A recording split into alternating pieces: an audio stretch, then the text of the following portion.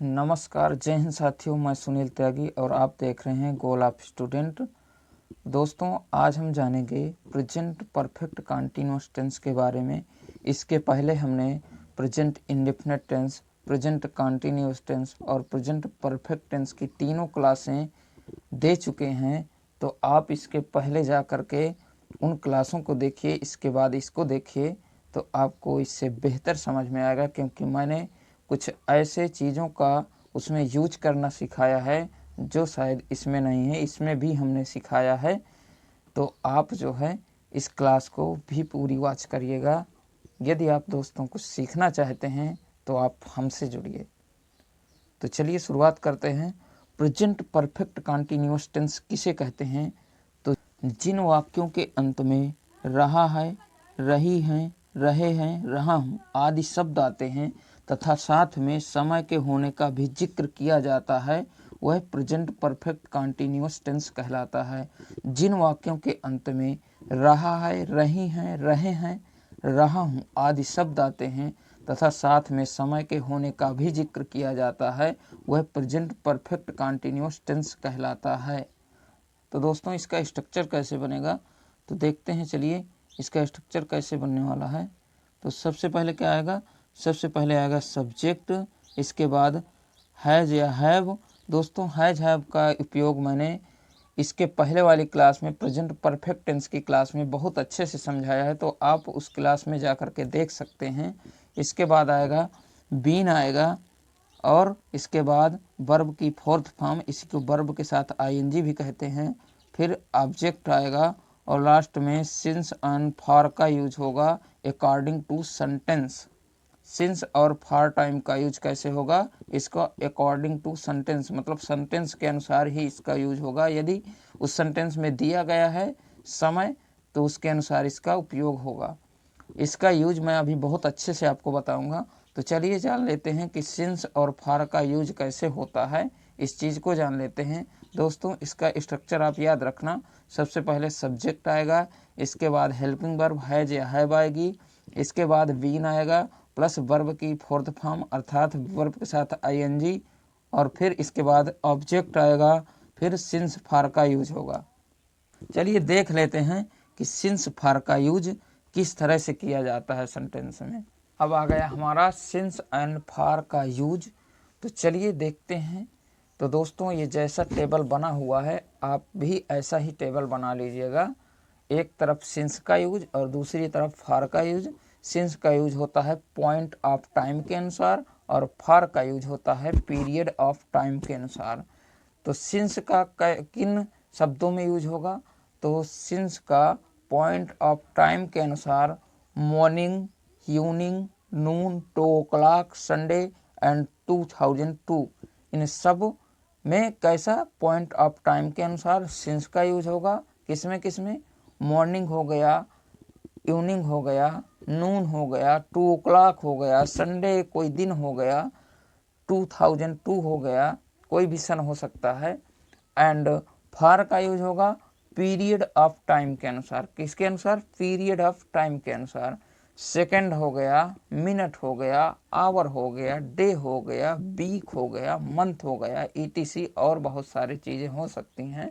तो इनके अनुसार किसका प्रयोग होगा? तो second, minute, hour, day, weeks, month, period of time के अनुसार फॉर का यूज किया जाएगा। प्रेजेंट परफेक्ट कंटीन्यूअस टेंस का अफर्मेटिव सेंटेंस। अफर्मेटिव सेंटेंस का अभी मैंने आपको स्ट्रक्चर बताया था। पहले सब्जेक्ट आएगा, फिर हैज हैव आएगा, इसके बाद बीन आएगा प्लस वर्ब की फोर्थ फॉर्म या इसी को वर्ब के साथ आईएनजी, इसके बाद ऑब्जेक्ट और लास्ट में according to sentence since and for का यूज। तो अभी मैंने आपको बता दिया सिंस एंड फॉर का यूज किन किन शब्दों में होगा। तो सिंस का यूज होता है पॉइंट ऑफ टाइम के अनुसार और फॉर का यूज होता है पीरियड ऑफ टाइम के अनुसार। अब हम जानेंगे प्रेजेंट परफेक्ट कंटीन्यूअस टेंस के अफर्मेटिव सेंटेंस के एग्जांपल्स कैसे बनते हैं, इसके सेंटेंस कैसे बनते हैं हिंदी से इंग्लिश ट्रांसलेशन में। तो देखते हैं। मैं सुबह से पढ़ा रहा हूँ। I have been teaching since morning. I have been teaching since morning. सीमा सुबह से मधुर गीत गा रही है। सीमा सुबह से मधुर गीत गा रही है। Seema has been singing sweet song since morning. Seema has been singing sweet song since morning. Reena सुबह से खाना बना रही है। रीना सुबह से खाना बना रही है। Reena has been cooking food since morning. Reena has been cooking food since morning. वह 2 दिन से क्रिकेट खेल रहा है। He has been playing cricket for 2 days। He has been playing cricket for 2 days। अब चलते हैं प्रेजेंट परफेक्ट कंटीन्यूअस टेंस के नेगेटिव सेंटेंस की तरफ। तो प्रेजेंट परफेक्ट कंटीन्यूअस टेंस का नेगेटिव सेंटेंस आ गया दोस्तों। नेगेटिव सेंटेंस किसे कहते हैं, मैंने इसके पहले वाली क्लासों में भी बताया हूँ कि नेगेटिव किसे कहते हैं। तो ये अपने नाम से ही परिचित है, यानी कि नकारात्मक वाक्य। नकारात्मक वाक्य किसे कहते हैं, जब किसी भी सेंटेंस में नहीं का प्रयोग किया जाता है तो उसे नेगेटिव सेंटेंस कहते हैं। जब किसी भी वाक्य में नहीं का प्रयोग किया जाता है उसे नेगेटिव सेंटेंस कहते हैं। अब इसका स्ट्रक्चर कैसे बनता है, तो स्ट्रक्चर आपके सामने है। कैसे बनेगा स्ट्रक्चर, बनेगा सबसे पहले आएगा सब्जेक्ट, इसके बाद हेल्पिंग वर्ब हैज या हैव आएगी, इसके बाद नॉट का यूज होगा, इसके बाद बीन का यूज होगा, और फिर इसके बाद वर्ब की 4th फॉर्म आएगी, और लास्ट में object and according to sentence since और फॉर का यूज होगा, जो कि मैंने अभी आपको बताया है इसी क्लास में कि सिंस एंड फॉर का यूज कैसे होता है।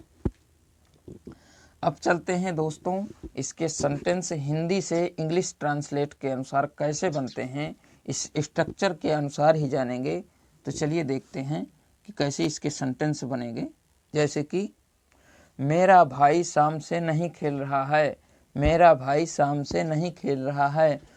My brother has not been playing since morning. My brother has not been playing since morning. चपरासी सुबह से घंटी नहीं बजा रहा है। चपरासी सुबह से घंटी नहीं बजा रहा है। The peon has not been ringing the since morning. The peon has not been ringing the since morning. वह 3 दिन से घर नहीं आ रहा है। वह 3 दिन से घर नहीं आ रहा है। He has not been coming home for 3 days. He has not been coming home for 3 days. वह सुबह से स्नान नहीं कर रहा है। वह सुबह से स्नान नहीं कर रहा है। He has not been bathing since morning. He has not been bathing since morning. अब चलते हैं प्रेजेंट परफेक्ट कंटिन्यूअस टेंस के इंट्रागेटिव सेंटेंस की तरफ। इन प्रेजेंट परफेक्ट कंटिन्यूअस टेंस का इंट्रागेटिव सेंटेंस, इंट्रागेटिव सेंटेंस किसे कहते हैं, इनकी क्लासों में मैंने आपको बताया भी है, इसके पहले भी, अभी भी बता देता हूँ। इंट्रागेटिव सेंटेंस यानी कि प्रश्नवाचक वाक्य। इंट्रागेटिव सेंटेंस किसे कहते हैं दोस्तों, जिन वाक्यों में क्या, क्यों, कैसे, कहाँ, कब, किसके लिए इत्यादि शब्द पूछे जाते हैं वह इंट्रागेटिव सेंटेंस कहलाते हैं। जिन शब्दों में क्या, क्यों, कैसे, कहाँ, कब, किसके लिए इत्यादि शब्द पूछे जाते हैं वह प्रश्नवाचक वाक्य या इंट्रागेटिव सेंटेंस कहलाते हैं। इसका स्ट्रक्चर कैसे बनेगा, तो स्ट्रक्चर आपके सामने है। सबसे पहले आएगी हेल्पिंग वर्ब, हैज, हैव आएगा, इसके बाद सब्जेक्ट, इसके बाद बीन, फिर वर्ब की 4th फॉर्म, वर्ब के साथ ing इसी को कहते हैं, फिर ऑब्जेक्ट आएगा, फिर according to sentence since for और टाइम का यूज भी होगा।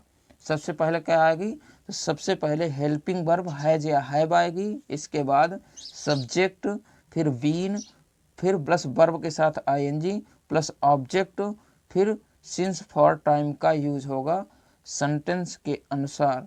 तो अब जानेंगे प्रेजेंट परफेक्ट कंटीन्यूअस टेंस के इंट्रागेटिव सेंटेंस हिंदी से इंग्लिश में ट्रांसलेट कैसे होते हैं।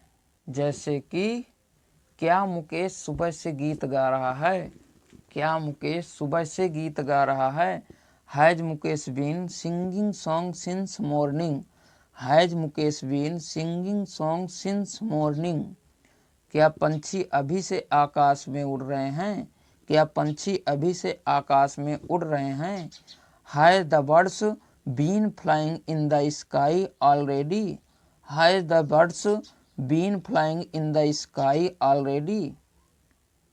क्या विद्यार्थी सुबह से कक्षा में शोर मचा रहे हैं, क्या विद्यार्थी सुबह से कक्षा में शोर मचा रहे हैं।